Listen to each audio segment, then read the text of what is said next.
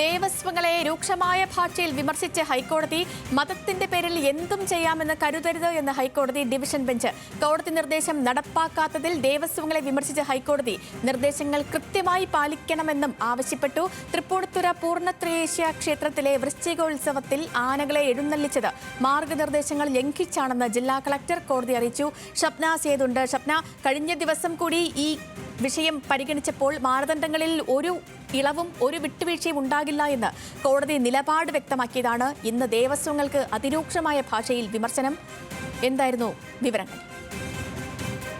ആന പരിപാലനവുമായി ബന്ധപ്പെട്ട ഹൈക്കോടതി ഡിവിഷൻ ബെഞ്ചാണ് ഇപ്പോൾ ഇത്തരത്തിലൊരു വലിയ വിമർശനം ഉന്നയിച്ചത്.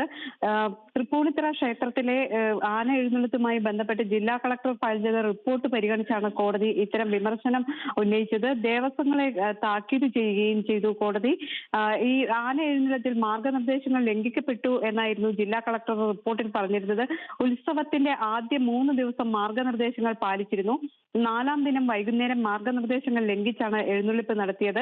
ആനകൾ തമ്മിലുള്ള അകലപരിധി പാലിച്ചിരുന്നില്ല എന്നായിരുന്നു ജില്ലാ കളക്ടർ റിപ്പോർട്ടിൽ പറഞ്ഞിരുന്നത്. ഇതേ തുടർന്നാണ് കോടതി വലിയ തോതിൽ വിമർശനം ഉന്നയിച്ചത്.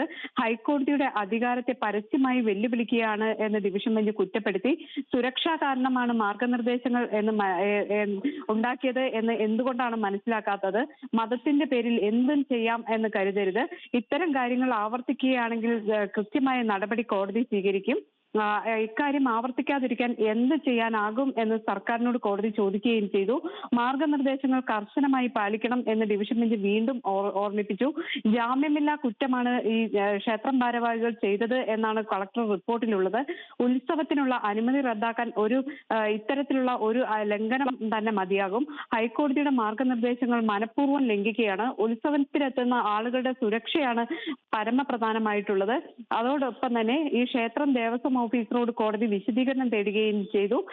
ഈ അകലപരിധി ലംഘിച്ചാൽ ആനകളെ എഴുന്നള്ളിക്കാനുള്ള അനുമതി തന്നെ നിഷേധിക്കും അല്ലെങ്കിൽ പിൻവലിക്കും എന്നും ആന ഉടമകൾക്ക് മുന്നറിയിപ്പും കോടതി നൽകിയിട്ടുണ്ട്. ദേവസ്വം ഭാരവാഹികൾ ഉത്തരവാദിത്തത്തോടെ പെരുമാറണം എന്നാണ് ഹൈക്കോടതിയുടെ വിമർശനം.